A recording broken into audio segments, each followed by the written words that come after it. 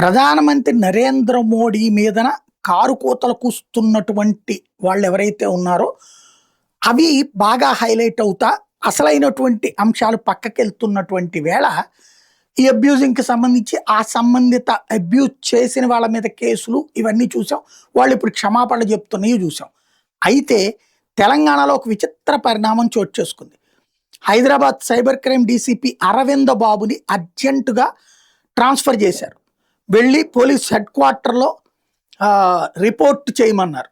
ఎందుకయ్యా అంటే ఈ నరేంద్ర మోడీ మీద అబ్యూజింగ్కి సంబంధించి పెట్టినటువంటి ఒక కేసులో ఫేస్బుక్తో పాటుగా ఎవరైతే ఈ మన ట్విట్టర్ వీటికి సంబంధించి ఉంటారో వాళ్ళ ఇండియా హెడ్స్ మీద కేసు పెట్టారు.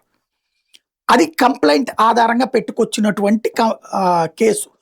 దీని మీదన ముఖ్యమంత్రి కార్యాలయం సీరియస్ అయిందట. 2 కేసులు సోషల్ మీడియా అకౌంట్స్ లో సర్క్యులేట్ అయినాయి. కాక్రోజ్ జనతా పార్టీ ప్రొటెస్ట్ సందర్భంగా బూతులు తిట్టినటువంటి వాళ్ళ మీదన వాళ్ళ మెటా ఇండియా హెడ్ మీద వీళ్ళ మీద కేసులు పెట్టారు. ఇది తెలంగాణలో ఈ కేసులు నమోదయ్యాయి.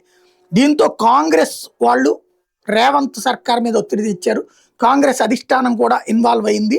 ఆ సందర్భంగా ఇక్కడ ఈ 2 కేసులు పెట్టడానికి కారణమైంది పోలీస్ అధికారి అని చెప్పి ఆయన్ని ఇప్పుడు బదిలీ చేశారు. అంటే మోడీని తిట్టడంలో తప్పేమీ లేదన్నటువంటిది పార్టీ వైఖరి అన్నది ఇక్కడ స్పష్టమవుతుంది.